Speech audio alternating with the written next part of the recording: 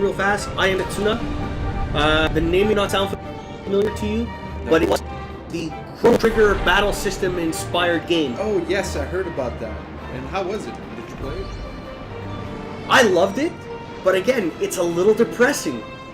Really? Yeah, because the whole story is basically about a girl who's going to sacrifice herself to save the world. Like, she's a willing human sacrifice. So the story is you escorting her to her death. So, art style, great. Combat system was fun. I don't think it gets enough praise for what it did. But not exactly a huge hit, surprisingly enough. I think that it just wasn't talked about enough, to be honest. Going down the list still, Far Cry Primal came out this year in February. Looked fantastic. It did, but you know what? I'm going through a lot of game fatigue with Ubisoft games. Yeah. Far Cry being the first series, Assassin's Creed being the biggest offender right now. But Far Cry Primal, I will give it credit, it looked really fun. And I like the idea of taming the animals. You know what I mean? Not just using different types of guns, which I understand. I understand the other Far Cries, like Far Cry 3 was amazing. Far Cry 4, it started to feel a little repetitive in terms of gameplay. Like they tried to do stuff with the wingsuit.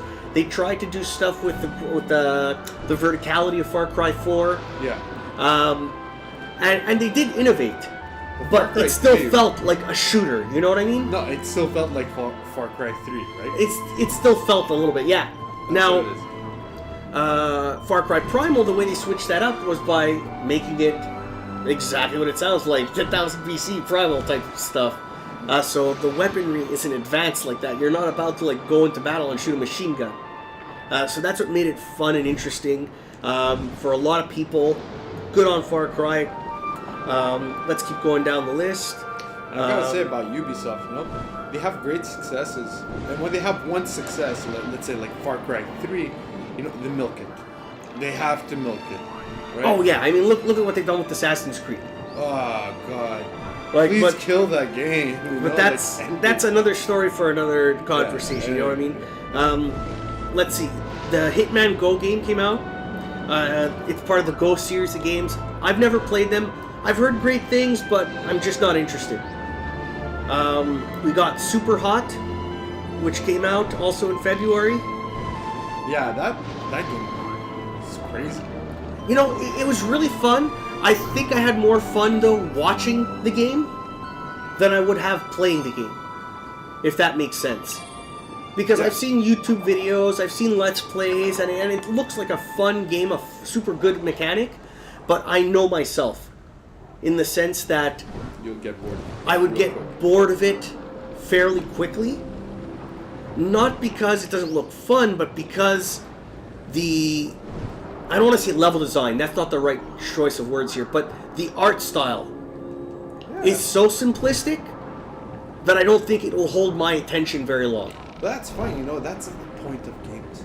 Everybody has their own favorite game type. Well, that's it. You know what I mean? I think it's just the art style didn't speak to me as much as it spoke to everybody else. But I understand think it looks amazing why. And it's sick. I haven't played it, but it just looks sick. Let's see, Stardew Valley, another game that came out. Amazing reviews. It's just not my type of game. That's why I haven't bought it, I haven't played it, but I've seen some Let's Plays, and it looks like a fun little farming simulator, you know what I mean? But it's not the kind of game that interests me. Let's see, let's keep going down the list. Heavy Rain got released for the PS4. Gears of War Ultimate Edition for Windows. Let's see, Twilight Princess HD remake for the Wii U. I like Twilight Princess. I'm happy it got a re-release. Yeah. But to be fair, I don't own a Wii U. It's the first Nintendo system going back all the way to the NES that I don't own. And I think the main reason why is because there just wasn't that many games that would warrant me going out and buying it. Like, don't get me wrong, there are amazing games, but a lot of them just weren't compared to how many games I own on my PS4 and my Xbox One, you know what I mean? Like, and I feel ashamed to say that, which is why I'm hoping the Nintendo Switch turns things around for them. But, again, that's looking forward, we're looking back, 2016. Here's a game that our friend Nando actually owns, Tom Clancy's The Division. Oh, yes. And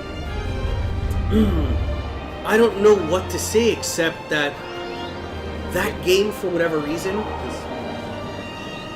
well, it doesn't piss me off. It's just that it looked fun, but I think it tried to do too much.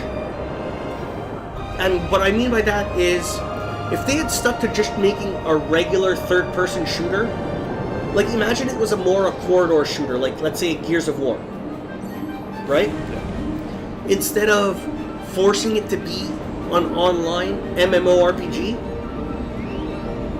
it would have done a lot better with itself. Because the world itself, you gotta think, it is an interesting concept, right? It's the end of the world, you're part of the human resistance that gets activated to like take back New York, right? Or wherever it's set. So, from a storyline perspective, that's interesting, right? Like all the Tom Clancy games are. Yeah. And if it was a focused story, a focused narrative, it could have been something good. But because they tried to make it bigger than it was, it got repetitive really fast. That's why they had to pad the game with, I hate to use the term, but that's exactly what they ended up being, and you could see it in all gameplay videos at this point, bullet sponge repetitive enemies, where no matter how long into the game you were, the enemies still ended up looking the same, reacting the same. The only difference was you equipped your strongest weapon, whatever that would be, and just shoot them for like a half hour. The repetition of doing that for a better gun, in the same way that sort of like Destiny was. I'm sorry, let's not talk. I despise Destiny. I hate what it did, but yeah, a lot of people love that game, and I won't shit on it much. But the Division is exactly like Destiny. You work so hard just to get it's a freaking it's third-person view Destiny by Ubisoft. Yeah, it's exactly what it is. That's what it is. And I despair. I despair for the game only because it could have been so much more if they just focused. Yeah, and I think Ubisoft gave up on it right now. They're not pulling out expansions for it or anything like that, and there's not a lot of people into it, anyways. But it ended up being what it was. Now, I knew I wouldn't like it. That's why I didn't buy it. But let's move on down the list here. Here's a game that I love of 2016, and it was Doom. Oh yeah. We have to talk about Doom. Doom was amazing. I don't know about everybody out there. I've been playing Doom since it came out on PC for the first time. I loved it.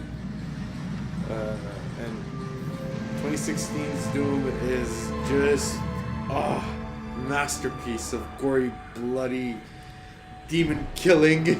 Okay, well, since you're so excited to talk about it, even though we're still in the month of March, we'll jump ahead several months just to get this out of the way, because you're super anxious about this. Yeah. Doom is an amazing game. And the reason why it's amazing is because it knew what it needed to be. Exactly what it used to be. You're just a soldier, kick ass. No. See, that's where you're wrong. That's where you're wrong. That's not why it kicks ass. That's not why Doom is there. People that say that Doom doesn't have a story and it's just about does have a story killing bosses, it's there. But here's where they made it good, because personality. No. Look. It's the way they implemented the gameplay itself. Because if you think back to the first Doom, it was by necessity a simple game. Yeah. Like, you gotta think, like, it's one of the first going back to for going back to the original gameplay, like if an enemy was on a different level than you were, but still you were aiming in that direction, it would hit. You know, you didn't have a tilt to your aiming. That's It right. was simple left and right. Exactly. So the shot was either lined up or it wasn't. The enemy was in front of you or they weren't. So that gave the game, out of necessity, a very aggressive feel. Now, what they did with this game that a lot of first-person shooters don't do, think back to, again, games like Halo, games like Destiny. How do a lot of people play those games? They find cover, they pick off enemies, they'll shoot like a machine gun if they have one, but it's not necessarily wading into battle. It's sort of going in methodically and taking them down as you're moving forward, right? But it can be used in such a way where there is a sniper rifle and you stay back and you pick them off as you're entering the room. They retained the aggressiveness of the original Doom by forcing you to be aggressive in the gameplay. All your guns are super powerful and will be able to do a killing blow. It's not like, let's say, the shotgun is more powerful than the machine gun versus the rocket launcher. Like, yes, okay, obviously the rocket launcher does more damage, right? But you get my point. Like, every new weapon is introduced just at the right time to take out either a swarm of enemies, a couple of enemies, one really big one, and the game encourages you to keep moving forward with the glory kill system, the way it rewards you with ammo, the way it rewards you with health and shields. It makes you want to be the aggressor, where you're not afraid of, oh wow, there's a big enemy in the room. It's, yeah, there's a big enemy in the room. You rush forward, you punch a guy in the face, you shotgun another demon in the other, and you get more ammo, and then you whip out your rocket launcher and you jump in the air. Like, you know what I mean? It's got that aggressive feel because it rewards you for playing aggressively. Exactly. And like the add-ons on the guns, like you have your choice between 2 add-ons for each gun, and it's your choice that you could use them only one at a time, right? And it's your alternate. Oh yeah, it shotgun lets or you whatever. It's so much customize the fun. gameplay to however you feel like playing at that exact moment. Exactly. And you feel the power behind the guns. And you know what's the fun thing about everything? You don't really need to use your guns. Use your fists. The fact that there's no reloading necessary. You know, you got 100 bullets, it shoots the 100 bullets. So it's automatic reload though. So it's got like that. I really enjoy the gameplay, and it did a lot for the franchise. It was exactly what it needed to be. If you wanted to play the game as just like you said, you're a bad guy. You're not a bad guy. You're the badass. Doom guy, and you're in hell. Let's kick some demon ass. It's got that attitude to it. Even in terms of like the gameplay itself and the way Doom guy sort of reacts to his environment and ignores everyone around him and just starts like punching things and killing demons. But like I said, people that say there is no story are wrong. There's all the collectibles. If you stop and pay attention, they're actually giving you the story. It's just Doom guy himself. Like a lot of people, it's like, oh god damn it, just let me get back to killing things. It's so much fun. And there's so much story. So we'll continue this list next time on Select Start. Till next time.